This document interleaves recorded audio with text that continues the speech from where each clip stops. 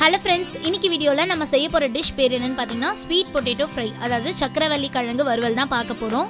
So வாங்க வீடியோக்குள்ளே போகலாம்.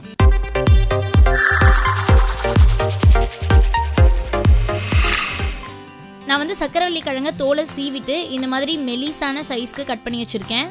இப்போது இது கூட 1 டீஸ்பூன் மிளகாத்தூள் சேர்த்துக்கலாம். 1/2 டீஸ்பூன் மஞ்சள் தூளியும் சேர்த்துக்கிறேன்.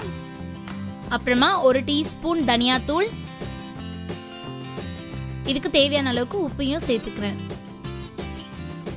இது எல்லாத்தையும் மிக்ஸ் பண்ணி ஒரு 10 மினிட்ஸ் நல்லா ஊற வச்சிடலாம்.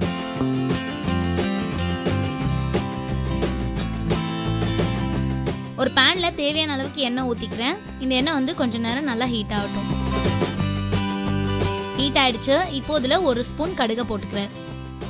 பாருங்க, கடுகு நல்லா பொரிஞ்சிருச்சு. இப்போ இது கூட 1 ஸ்பூன் உளுத்தம்பருப்பையும் போட்டுக்கிறேன். கூடவே கொஞ்சமாக தேவையான அளவுக்கு கருவேப்பிலையும் போட்டுக்கிறேன். இது எல்லாத்தையும் லைட்டாக வறுத்துக்கலாம்.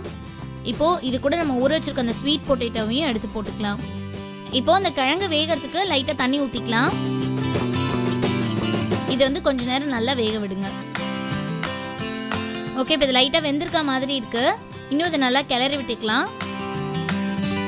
சப்போஸ் நீங்கள் செய்யும் போது இது வேகலை அப்படின்னா லைட்டாக நீங்கள் நடுவில் தண்ணி ஊற்றி நல்லா கிளறி விட்டுக்கோங்க. இப்போ இதில் நான் வந்து கொஞ்சமாக புளி தண்ணி ஆட் பண்ண போகிறேன். நான் பார்த்தீங்கன்னா ஒரு கோலி குண்டு சைஸ்க்கு புளி வந்து ஊற வச்சு அதை நல்லா கரைச்சி வச்சுருக்கேன். ரொம்ப கொஞ்சமாக எடுத்துக்கிட்டா போதும், புளி ரொம்ப அதிகமாக எடுக்காதீங்க. இப்போது அந்த புளி தண்ணியை அதில் சேர்த்துக்கிறேன். இயற்கையாகவே பார்த்தீங்கன்னா இந்த ஸ்வீட் பொட்டேட்டோவில் இனிப்பு இருக்குது. அதே மாதிரி இதில் நம்ம காரத்தையும் சேர்த்துருக்கோம். ஸோ கூடவே புளிப்பையும் சேர்த்துக்கிறதுனால இதோட டேஸ்ட்டே ரொம்ப டிஃப்ரெண்ட்டாக இருக்கும்.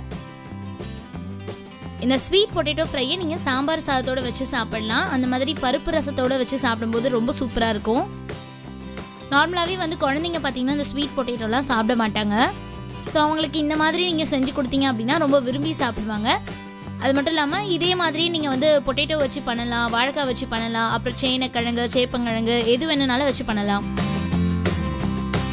ஓகே, இப்போ நம்மளுக்கு தேவையான ஸ்வீட் பொட்டேட்டோ ஃப்ரை, அதாவது சக்கரவள்ளி கிழங்கு வறுவல் ரெடி ஆயிடுச்சு.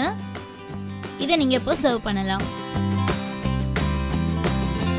என்ன ஃப்ரெண்ட்ஸ், இந்த ரெசிபி உங்கள் எல்லாருக்கும் பிடிச்சிருக்கோன்னு நினைக்கிறேன்.